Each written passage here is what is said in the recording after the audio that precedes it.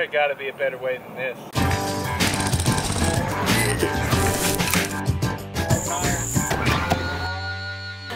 Very nice. Okay guys, check out my bunnies. We have the New Zealand white, New Zealand black, and almost a broken, but these are actually not showable. They're not showable because there's too much white, as you can see, showing through the black. They're not solid patterns of white and black like a Dalmatian puppy would be. Let's look at this guy right here. Maybe he'll come up. See how his neck is just all splotchy, and that's fine and everything. The spotty is fine, but what's not fine is whenever you have the black and then you have white that creeps in on it, and you have black and white like salt and pepper look. That's what's not good. And so this is why these are called Charlies, right? Now, I got these by breeding a New Zealand red with a New Zealand broken. What I'm going to be trying next, they say to take and breed a Charlie with a solid. If you breed a Charlie with a solid, you'll get almost nothing but good brokens. And a good broken looks like this.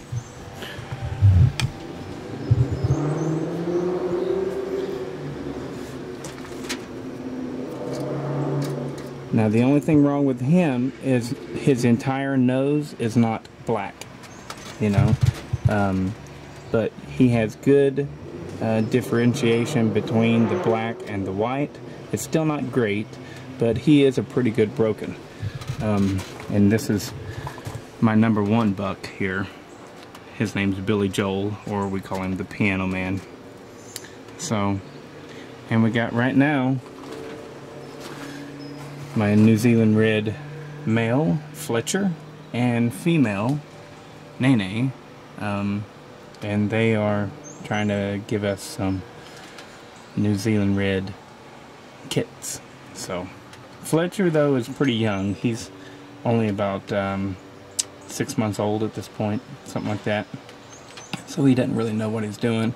Plus Nene gave birth to that litter of kits that are in the yard, and they're about 6 weeks old, so it's really early for her as well. But you know, we're still going to try it and see what we get. Wish us luck. Hey.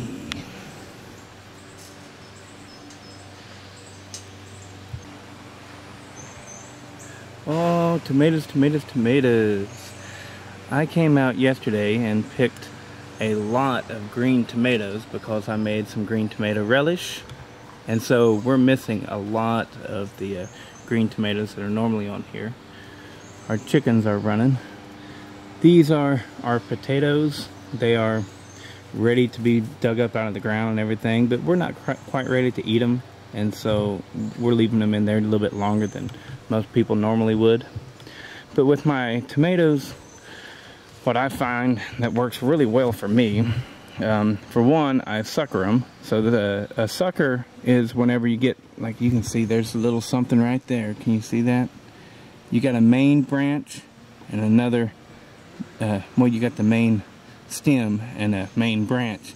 You got something that grows right in between the two. You want to pick those out. That's called suckering your tomatoes. There's one. So you do this to prevent too many branches from growing, because you want the plant to concentrate on growing tomatoes, not concentrate on growing extra branches.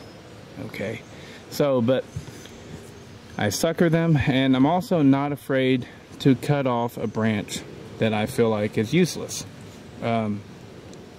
Again, we want the tomato plant to concentrate on growing tomatoes, not concentrate on growing branches. Now you do need branches, you need leaves, that's how they pick up the sunlight and everything, but if you have too many, it'll tend to shadow your plants. So, and for staking them up, tying strings and stuff just sucks, and so I take zip ties, and they work quite well. It makes it really easy to do. So, and we got one down here that's pretty ugly, but it's ripening up nicely. Happy about that. It's only June 21st, and I've already had my first ripe tomato, which is pretty good even for here in Decatur. So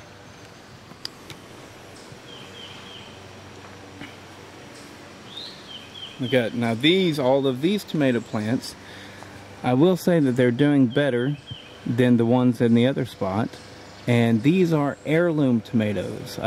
Next year I am going to probably not plant any hybrid tomatoes because there's a lot of mess going on with the way that they're developed in a lab in order to withstand chemicals and stuff like that. And you know, I just want to keep it a little bit more organic, and these heirloom tomatoes are actually doing really nice. So I think I'm going to go with that. Nothing but that. We got some eggplant here, doing real good. You know, this is our big old squash plant. It's cucumbers. You know, we got a great big one over here that's probably technically ready to be picked, but I want to leave it on there a little bit longer. I'm making a batch of pickles in the next couple of days, and so trying to do things according to that. Our corn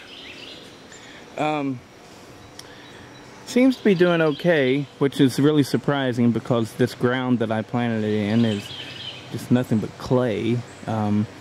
But it's growing. It's not very tall yet, but then again, it's also still pretty young.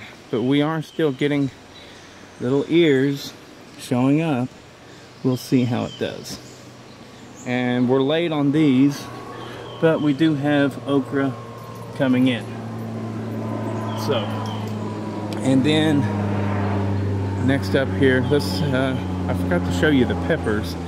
Our peppers are doing extremely well. If you're a new gardener, there's one thing that I gotta just tell you. If you want a surefire way to grow vegetables and it turn out pretty good, go with peppers. Peppers are very easy to grow, and they seem to just always yield a lot of peppers. So, and I use the banana peppers, and I get mild because I don't really like them too hot. But these little tiny ones are producing just like the great big ones over here, which is crazy. So there's our chickens. This is Priscilla. She's a barred rock, and she is the head hen. We just got her the other day. Right next to her, the dark one here, this one is Rita. She's a cross between a copper marin and a Rhode Island red. She's great. She's probably the best layer. She produces pretty large eggs, and very consistently as well. And then you have Spangles here. Spangles is a white, silver-laced Wyandotte, and she's probably the most consistent layer. Lays nearly every day. All right. Where are the other ones? This is our rabbit coop we just built, and if you notice the gutters, I got really good gutters on here, which is really weird for a chicken coop. But we just had them put on the house. You know, we got new ones put on there, and part of the deal was to also put them on the chicken coop. And I got some for our future big rabbit coop that I'm going to be building too, that's going to be very similar to this chicken coop. And it's going to go right there. And then into the chicken coop we have, this is our Americana, and she has a black beard, as you can see there, so naturally we call her Blackbeard. Hey, Blackbeard. And then up top of her is our Cinnamon Queen. This is Foxy. She's, I think, the prettiest. But we also got this Ancona right here. We just got her. We got her at the same time we got that barred rock. And we haven't quite figured out a name for her yet. And she is scared shitless being here. So she pretty much spends all of her time up in the rafters. And she gets picked on a little bit too much. And that sucks, but you know, that's the pecking order. So, and last but not least, we have the silver laced Wyandotte. Like I said, she's our best layer. She's all the time, or well, she's most consistent. It's a medium-sized egg, but that's good. Alright, so ta-ta for now.